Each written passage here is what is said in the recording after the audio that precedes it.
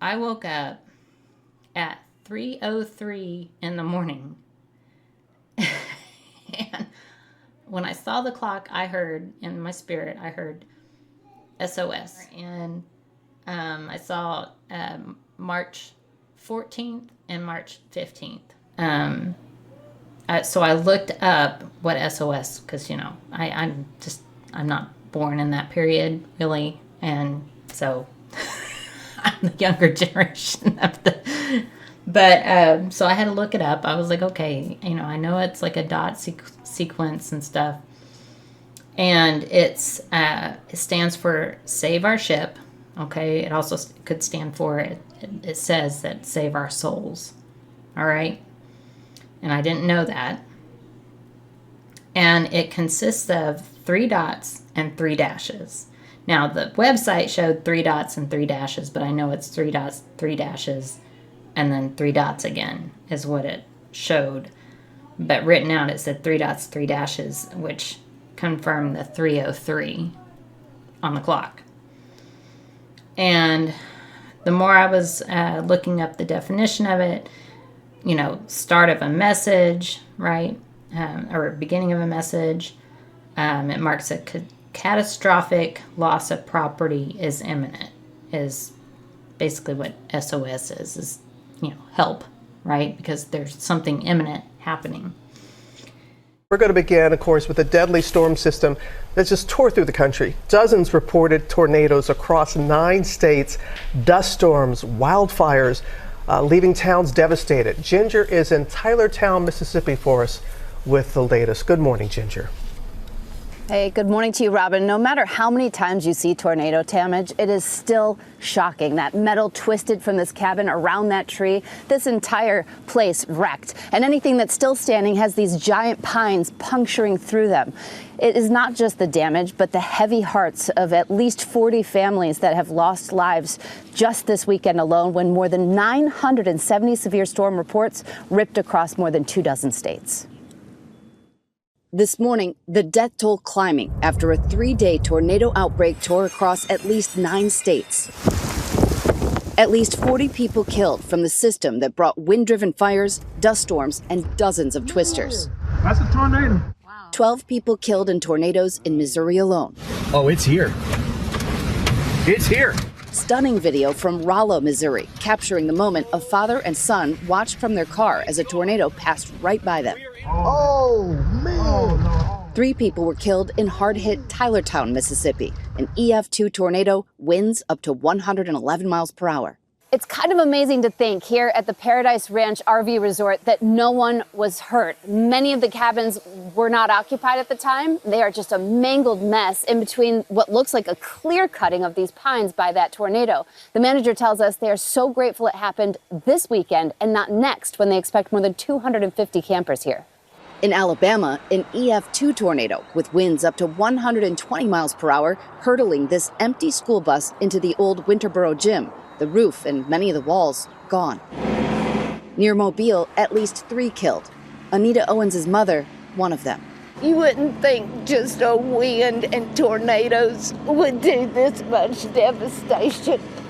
And in Arkansas, the National Guard deployed. This family's house gutted. There's a silence that happens before a strong storm hits you. And I said out loud, oh no, this is not good. The Drope family's home was destroyed as a tornado passed through Paragould, Arkansas. It was the second tornado to hit their neighborhood in less than a year. You just thank God no one was injured or killed. You're just so thankful you're alive.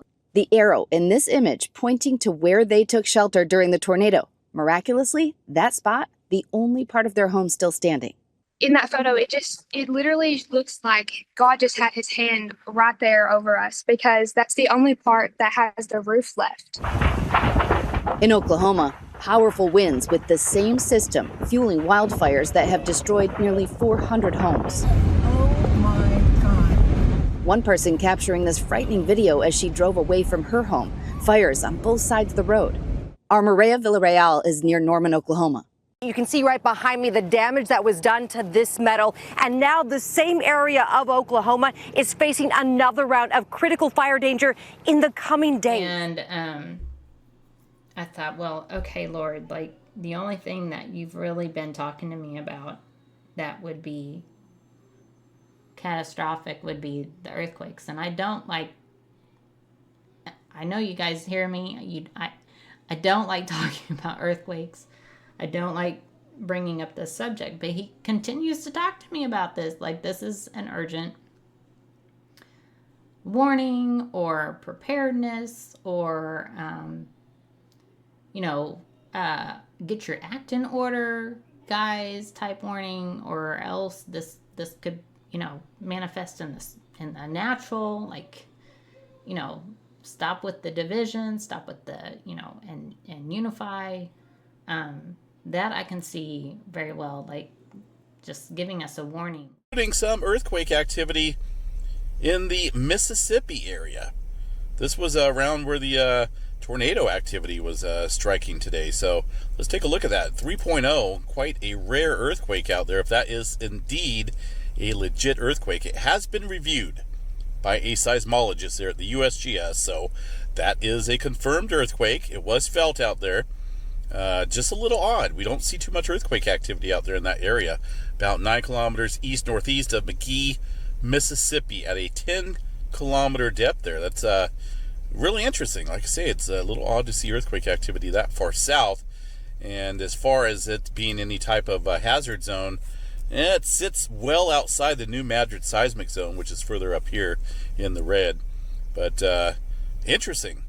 Tornadoes, severe weather, and now earthquakes. Originally, when that earthquake came in, I thought maybe a seismograph station there picked up some of the outside interference noise from the wind or a tornado, and it sent out that alert. But after review, that is a legit earthquake down there in Mississippi, 3-pointer. Hey, act right, or else this division will manifest in the natural. And so I kept on looking up about the SOS, because you got to search it out. But it was first adopted in Germany, and it's the date on it was April 1st of 1905. Well, if you remember that Kendrick Lamar, there was April 1st all in that message.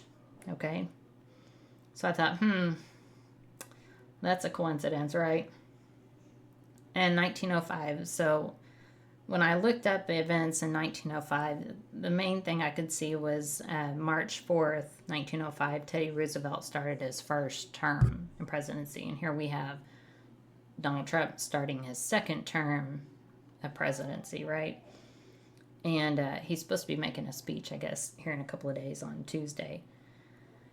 And then now, worldwide, okay, it became a standard worldwide November 3rd, 1906. Well, what happened in 1906, and I've talked about this before, was the San Francisco earthquake. And that being a catalyst for the Azusa Street revival. And I thought, okay, well, there's another coincidence. Like,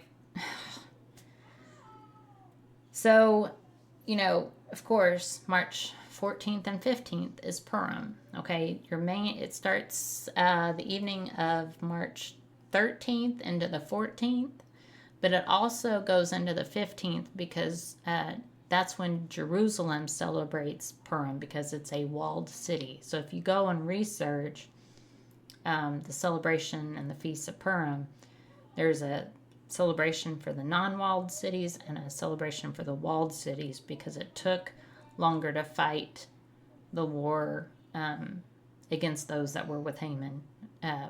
It took longer to fight. So there's a separate celebration for the walled cities. And then, of course, March 15th is the Ides of March. And which is a day of settling debts. And of course, we all know this, and with the Caesars assassination and all that. But I was looking back on my journals, because I was like, I know the Lord has given me, he's talked to me about the Ides of March before. And in my journal, I had written down Ides definition, a divide.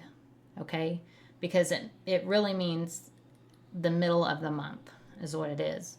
But when I wrote it down, a couple of years ago, I put a divide as the definition.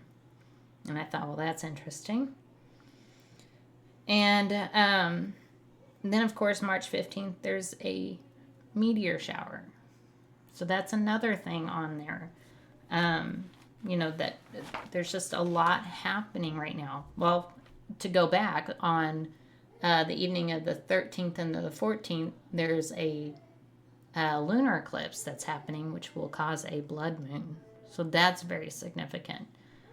So it's an important time, important time to go back and read the book of Esther, you guys,